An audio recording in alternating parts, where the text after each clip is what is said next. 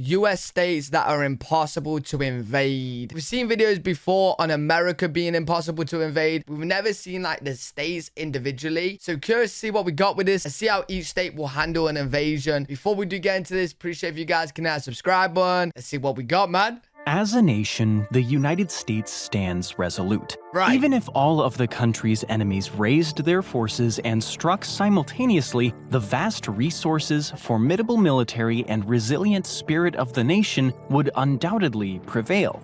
As a whole, the US is nigh on uninvadable. Okay. But that's the important part. Only as a whole. But what about the individual states? How would they fare in the face of an invasion? Okay. Today, we're going to find out which US state would be the most vulnerable in the face of a modern invasion, and which would stand as an impenetrable bastion.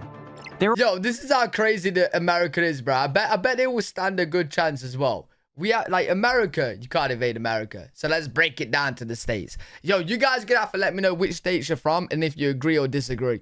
There are virtually no lists discussing the hardest US states to invade that don't rank this non-contiguous US state at least near the top. Okay. And for good reason. Alaska's location in the far northwest of North America provides a formidable defense. Its rugged terrain, thousands upon thousands of miles of icy landscapes, and vast uninhabited expanses creates natural fortifications that would challenge even the most determined invader. Right, the state's freezing temperatures, which once reached nearly 80 degrees below zero Fahrenheit or 62 degrees below zero Celsius in Prospect Creek, serve as an additional deterrent, making any attempted invasion a perilous endeavor. That's not to mention how challenging getting the invasion forces to Alaska would be in the first place. Yeah, true. Most of the 34,000 miles of Alaska's shorelines are virtually impossible to land on. At the same time, any ground invasion would have to go through the 1,450-mile-long Canada-Alaska border, which features some of the wildest and most challenging terrain in North America. Hey, well, there you go then. Alaska, you just can't invade. Alaska, because I was thinking, right, okay, so if you can't land on the border, right, you can't go in from the sea. Okay, you know, Alaska, you know, you covered there. But you could go from Canada, right? I was thinking just go to Canada and then invade from there.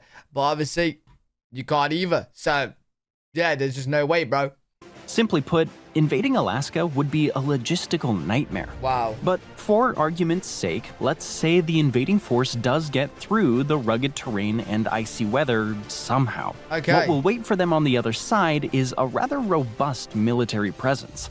With over 665,000 square miles of land, but only 733,000 inhabitants, Alaska is the most sparsely populated state in the US. However, this also means that it has the second highest concentration of military servicemen in the US, with 20,757 active duty service members and another 7,266 National Guard and Reserve members. Okay. There are also 9 military bases based in Alaska. Clean Air Force Station Base in Denali Borough, USCG Juneau Coast Guard Base in Juneau, Marine Safety Unit Valdez Coast Guard Base in Valdez, ISC Kodiak Coast Guard Base in Kodiak Island, Fort Greely Arm Base, Eelson Air Force Base, and Fort Wainwright Army Base, all near or in Fairbanks, and the Joint Base Elmendorf-Richardson in Anchorage.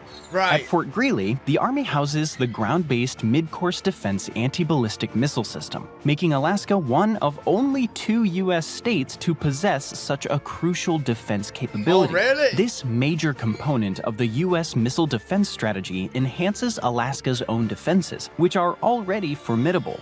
Fairbanks, where Fort Greely is located, is also one of the top defense spending locations in Alaska, with $451.4 million spent in 2022. Yo, this is actually mad that we're talking about a state individually. You know what I mean? Like, it's not, it's a literal state. There's 50 in America, and we're talking about one right now. While Anchorage accounts for about a quarter of the state's $4 billion defense spending in 2022. Wow. Besides the heavily fortified military bases, Alaska boasts quite a few forts that can be used as defensive strongholds. These include Fort Hall, located on the Kenai Peninsula, and Fort Abercrombie on Kodiak Island. Okay. As you can see, Alaska is a heavily fortified hub that can withstand an intense and prolonged invasion attempt on its own. But that's just the thing. Yo, I swear, like, when I see videos on Alaska, they always talk about how hard Alaska is actually to get to just to visit. So how on earth do you think you're going to invade it, bro? Alaska would have to do it mostly on its own. Just as the enemy forces would have a hard time reaching the state, any reinforcements and resources would also face significant challenges due to the state's isolation. True. Since Alaska shares no land border with the US, the only 4 interstates in the state, A1, A2, A3, and A4, are severely limited in their reach and connectivity. And that's why Alaska doesn't actually claim the title of the hardest US state to invade on our list. The next state we'll discuss certainly has no issues with connectivity. One of the busiest interstates in the US, I-95, hugs its southern coast. Does that advantage make it one of the most difficult to invade? Let's head to Connecticut and find out.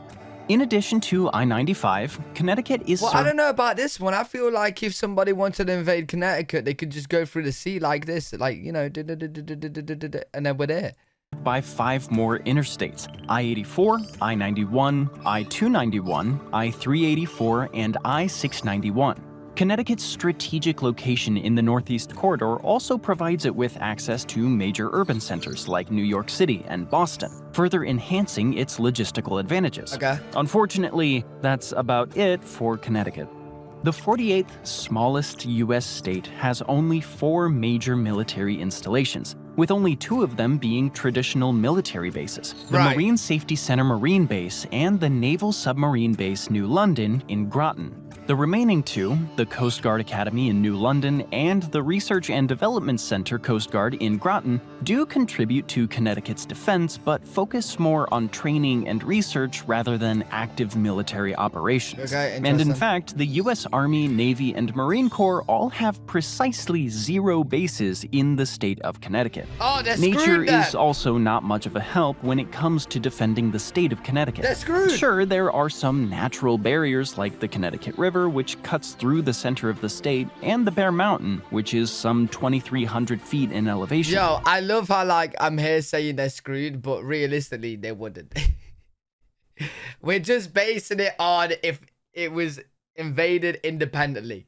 You know what I mean? We're not including America in this. It's too unfair. You guys are too powerful, you know what I'm saying? So, hey, it's Connecticut versus whoever's invaded. However, these features are relatively minor compared to the more substantial geographical defenses found in other states.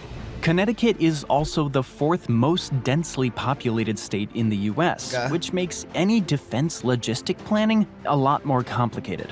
All right. It's not looking great for Connecticut in the event that they're invaded. No, it's not. But to be fair, Connecticut seems to be well aware of its shortcomings, which is why the state has seen the highest increase in Department of Defense spending in 2022. Really? The state ranked among the top 10 spenders for the year with $22.3 billion, spent primarily in 3 locations.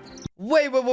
Why would Connecticut even need to worry about something like this? Because they're not, you know... They're not independent, you know what I mean? They're a part of America. So, like, if someone's going to invade Connecticut, they're invading America, and all of America will help. So why is he saying it like Connecticut are aware of the defense? So that's why they improve. Interesting. Or is that because, like, each state that's not defended well, if they increase their own defense... Then America as a whole increase. Yeah, probably that, right? $22.3 billion spent primarily in 3 locations: New London, Hartford, and Fairfield. This willingness to invest more in defense has saved Connecticut from being ranked as the easiest U.S. state to invade on our list. Though Connecticut is escalating its military spending, it's still far from matching the next state we'll discuss, California. With $56.2 billion spent on defense in 2022, more than twice that of Connecticut, California ranks as the 3rd biggest spender in the U.S. Wait. I'm surprised, actually. Virginia's the most? Alright, California, Texas, and Florida, I totally understand why they're 2, 3, 4. Totally get that. Virginia number 1? We gotta talk about that. Given the sheer number of defense contractors, research institutions, and military bases located in California, this figure shouldn't be surprising. Right, no, in terms no. of contract spending, as much as $11.9 billion was spent just in San Diego in 2022. San Diego is where some of the largest U.S. military installations are based. The installations in question are the Camp Pendleton Marine Corps Base with over 42,000 active-duty military personnel and Wow. the San Diego Naval Base with over 24,000 Wow. military personnel. But these two military bases are only a tiny fraction of California's insane military presence. Okay. In fact, the state is ranked number 1 for the total number of military bases within a single state. Oh, Some of these damn. bases include the Sierra Army Depot Army Base in Herlong, the Military Ocean Terminal Concord Navy Base in Concord, Los Alamitos Joint Forces in Los Alamitos, Camp San Luis Obispo Army Base in San Luis Obispo, Camp Roberts Army Base in Monterey, Los Angeles Air Force Base in El Segundo, Edwards Air Force Base in Edwards, Okay. and Fort Irwin Army Base in Barstow. And that's not even all of them. As you can see, if an invasion of the state was ever attempted, California appears more than ready for the challenge. This readiness is also the result of the highest number of active duty personnel stationed They're within ready. a single state, with 158,784 troops. Yo, I swear the UK has like 300,000 active troops, and that's the whole of the UK. You're telling me California's got half of the whole of the UK? Bro, what? If more troops or equipment are necessary, they can arrive in California hassle-free. After all, almost 30 interstates crisscross the state, providing Wow. a seamless network for rapid troop movements and logistical support, including major thoroughfares like I-5, I-10, and I-15. The same goes for the many coastal bases that enable quick naval and air force deployment. However, California's 840-mile coast can be seen as a disadvantage. Okay, While fair the enough. rest of the state's geography, which includes both the highest and lowest points in the contiguous U.S., Mount Whitney and Death Valley respectively, mostly works in its favor, the easily accessible coastline introduces numerous defense vulnerabilities. That's why California, despite all its military might, isn't ranked number 1 on our list of the hardest U.S. states to defend. Speaking of military might, that's precisely what the next U.S. state we'll examine Wait, so is this lacks. number 1? With only Oh. 290 active-duty personnel stationed in the state, Vermont has one of, if not the weakest military presences Hey. in the entire U.S. Hey, you're telling me if in the whole of Vermont, there's only 200 active personnel? Vermont, you just don't want any military? Not at all? You're not bothered, Vermont. Okay, you're not bothered, mate. It doesn't get better when discussing the total number of military bases Well, they're gonna available have in one, the surely. state. There are only 2. Oh, One 2? is located in Burlington and the other in Northfield, and they both house the Vermont Air National Guard. Right. The biggest threat the last base poses is that it houses the 158th Fighter Wing, which was the first Air National Guard unit to serve as home to the F-35A Lightning II fighter jets, Okay. aka the world's most advanced combat aircraft. However, that's pretty much where the military and technological That's it. achievements of Vermont end. In 2022, Oh, this Vermont. state was ranked last by the Department of Defense Damn. based on defense spending. Only about $600 million Hey. was spent for these purposes, with Listen, to everyone that lives in Vermont, I know why you guys don't want any military there, because you can handle it yourself, you know what I'm saying? Hey, you guys know, if you got invaded, you don't need the military. You're just gonna deal with it with yourself. 90% going to equipment and supplies. In terms of defense personnel locations, Chittenden in northwest Vermont Chittenden. had the most significant presence, Okay. with $276.7 million spent on defense contracts and $130.2 million spent on personnel. Oh, okay. Since Vermont would be in desperate need of more troops and equipment in case of an invasion, it's worth examining the state's connectivity network. In a word, this network can be described as poor. Only 4 interstates serve the state. I-89, I-91, I-93. Hey, listen, Vermont, you guys are lucky though, because you're surrounded by other states. So for someone to invade you, they're gonna literally have to fly over other states, which just, it wouldn't happen, you know? You say you're chilling. And a small segment of I-189. These highways, while crucial for regional travel, do not provide the extensive infrastructure necessary for rapid, large-scale troop movements or the transport of heavy military equipment. Right. Additionally, Vermont's rural and mountainous terrain further complicates logistics, making it challenging to quickly mobilize and support military forces within the state. This terrain, however, can be somewhat of a lifeline to Vermont in case of an invasion, especially when you consider how well Vermont's militia has adapted to these conditions. Remember, this wouldn't be the first time guerrilla warfare managed to successfully repel an invading force. So, although Vermont ranks last on many national lists, it doesn't rank last among our easiest states to invade. While Vermont may see some immense benefits from its geography, our next state does as well. So let's go to the state that you may be surprised to learn has arguably the most natural defenses of any state in the country. Virginia. To the west, there are the Appalachian Mountains, which are legendary in their own right. I'm so baffled to how Virginia, I'm curious about this one, how Virginia is the most spent on the defense budget. There are the Appalachian Mountains, which are legendary in their own right. The dense forests and rugged terrain of the Appalachians are ideal for defense strategies and guerrilla tactics, providing ample cover and challenging pathways for enemy movements. Additionally, the Shenandoah Valley, nestled within the Appalachians, serves as a natural corridor that can be easily defended. Similarly, the Chesapeake Bay, located to the east, offers extensive river systems that can be strategically used to control access and movement. That's why it shouldn't be surprising this bay houses quite a few historical forts, such as Fort Wool, which could be used to bolster defensive efforts. The entire 7,213-mile-long coastline is fortified by naval bases and ports, creating a virtually impenetrable shield. Speaking of military bases, Virginia has dozens of them, ranking in the top 5 of U.S. states in this category. More importantly, Virginia is home to the country's largest military base, the Naval Station Norfolk, which— Look at that, mate. Look at that. Houses over 82,000 military personnel. Other notable bases distributed across all military branches include the Marine Corps Air Facility Quantico in Quantico, Fort Belvoir Army Base in Fairfax, Langley Air Force Base in Hampton, NAS Oceana Naval Base in Virginia Beach, and the National Maritime Center Coast Guard in Arlington.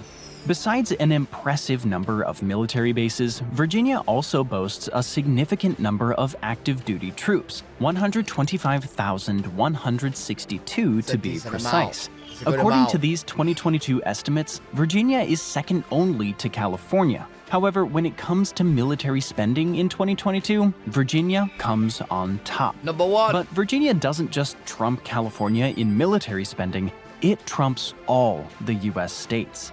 With $62.7 billion spent in 2022, almost 10% of its state gross domestic product, or GDP, Virginia demonstrates unparalleled commitment to national defense. Approximately 26% of this figure was allocated to equipment and technological advancements, with as many as 8 cities scoring defense contracts worth at least $1 billion. Those 8 cities are as follows: Fairfax with $17.8 billion, Arlington with $4.4 billion, Newport News City at $3.6 billion, Norfolk at $3.2 billion, Virginia Beach City at $2.2 billion, Prince William at $2.1 billion.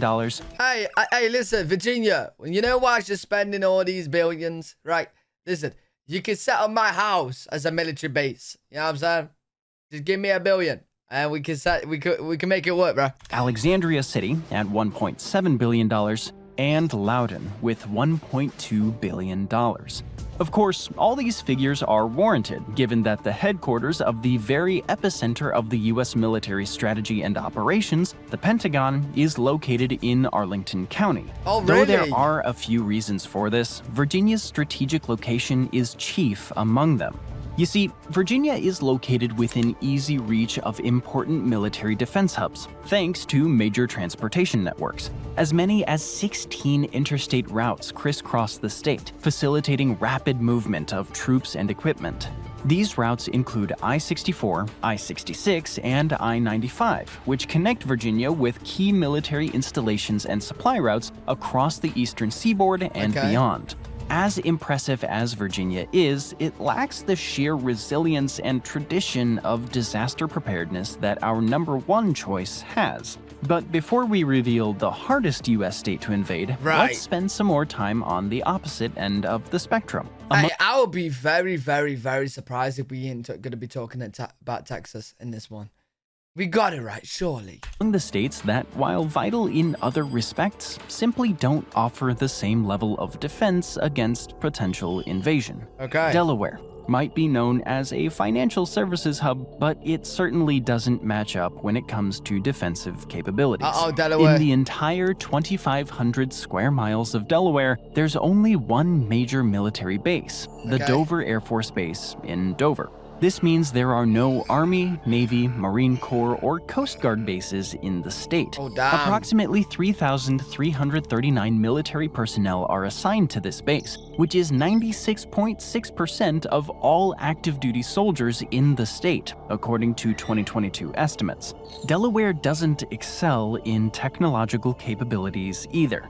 The 2022 military budget saw only $700 million spent on defense, with only 11% of it going to supplies and equipment. These funds were distributed among 3 locations. Delaware just living their best life, man. They just don't care. They just do not care, man. Newcastle, Kent, and Sussex, with the third one receiving only a tiny fraction of the total budget compared to the first 2.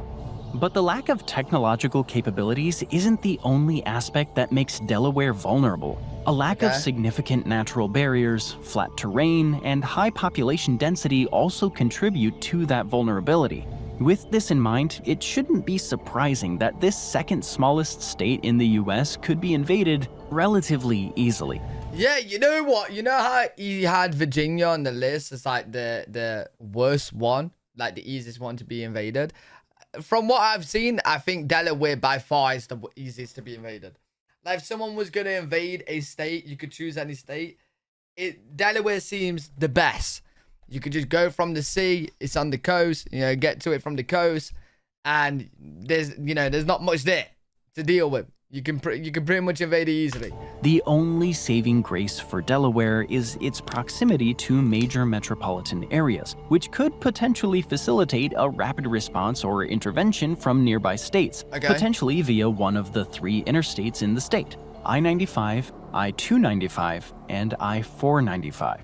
The same can't be said for the weakest state on our list, which is located further away to the northeast. But we won't travel there just yet. For now, we'll travel in the opposite direction on the map, the southwest, to reveal the state we deem the hardest to invade in the US. Gotta be Texas! If you know anything about the US's history, geography, and military, you probably won't be surprised by our #1 pick. Surely Texas. It's the one and only Texas. There we Trying go. to invade the Lone Star State would probably be the biggest mistake any adversary could make. Why? Because there isn't a single aspect that works against the formidable defenses of Texas, which is well on its way to becoming the most powerful state in the entire US. Let's look at some facts. Texas has a robust military presence, with 112,583 active duty personnel recorded in 2022. Add the reservists in, and you have 177,072 people ready to defend Texas to the bitter end. Yeah, you also got the people of Texas as well, the civilians. I feel like they'll, if they was getting invaded, they ain't just gonna stand by and watch. These servicemen are deployed across dozens of military bases, 2 of which rank among the top 10 largest military installations in the world. The bases in question are the Fort Hood Army Base in Killeen, with over 70,000 military personnel, and Fort Bliss Army Base in El Paso, with over 20,000 servicemen. However, the U.S. Army isn't the only branch present in Texas, one of the favorite states for the military. So are the US Navy and Air Force. Here's a quick overview of the major bases in this military powerhouse. San Antonio, renowned for its strong military presence, is home to several critical bases: Martindale Army Airfield Army Base, Camp Bullis Army Base, Laughlin Air Force Base, Brooks City Air Force Base, and Fort Sam Houston Army Base. And there's many, many other notable bases too. Texas is also heavily investing in its defense infrastructure, reflecting its strategic importance. The 2022 $58 billion military budget focused primarily on equipment and supplies, with 68% spent in this area. Meanwhile, 26% went to the servicemen and 6% to research and development. As much as $18.6 billion in defense contracts was allocated to Tarrant County, the home of Fort Worth, famous for its aviation and aerospace industries. Interesting. Though Texas doesn't lack any military force, any additional forces and equipment could reach the state swiftly, thanks to its central location served by over 20 interstates. There's also terrain diversity, from rugged hills and vast deserts to dense forests and sprawling plains. Each region presents a unique challenge for the invading forces. Throw the three rivers forming natural state borders, the Rio Grande, Red River, and Sabine River, and it becomes obvious that Mother Nature contributed to Texas being a virtually impregnable fortress against any would-be invaders. Whenever I've seen like a video before on like if Texas was gonna be an independent state, and they genuinely, like, Texas genuinely could be its own country, bro, and be fine. I'm pretty sure I've seen that Texas could be their own country and still be ranked top 10, like GDP and stuff like that, in the world. I don't know how right or wrong that is, but I seen it was mad what I was seeing. And let's not forget about the size of Texas. Big. At 268,820 square miles, Texas is the second largest U.S. state, behind only Alaska. So even without all the military bases, personnel, and technology, the sheer expanse of the Lone Star State would make it nearly impossible to invade and quickly subdue. Mad. Though, let's be honest, even if there was no military, the citizens of Texas might rise to defend the state on their own. Which brings us to the last reason why this state is ranked number 1, Texas pride. While this metric admittedly can't be measured as accurately as military might and natural barriers, it's a force to be reckoned with nonetheless. Texas pride is a powerful, unyielding sentiment that binds the state's residents together with an almost mythic sense of duty and resilience, captured in 2 simple words. That's cool Texas to have. forever. State pride is also precisely what the weakest state on our list misses, according to many polls. Oh, really? Well, pride and quite a few other crucial defense aspects. The less than flattering title of the easiest U.S. state to invade belongs to Rhode Island. Why? Simply put, everything about Rhode Island is small. At 1,214 square miles, Rhode Island is the smallest U.S. state, instantly making it an easy target. The state only has around 3,000 active duty personnel, which is at least it's still more than the one with 290, bro. You know what I mean? fraction compared to numbers found in most other states. There are only 3 military bases, none of them it was Vermont, right? Vermont has 290. Representing the Army or the Air Force. One among them, the Station Point Judith USCG Narragansett, uses only 30 people and a few boats to conduct operations in almost 70 miles of coast. What? There are also only 3 interstates crisscrossing the state: I-95, I-195, and I-295, which leaves minimal routes for rapid deployment and defense reinforcements. And finally, Rhode Island's military budget for 2022 was $1.6 billion, only 23% of which was spent on equipment. The largest chunk of this money was invested in a single city, Newport, leaving the rest of Rhode Island to rely on limited resources and minimal infrastructure. Other aspects of Rhode Island's geography would also do little to help it repel an invasion Is that on a castle? its own. The state is mostly flat. Oh, wait, no, it's not a castle. It's a fort, isn't it? The difference. See, like, I'm too used to the UK, bro. In the UK, that would be a castle. Little to help it repel an invasion on its own.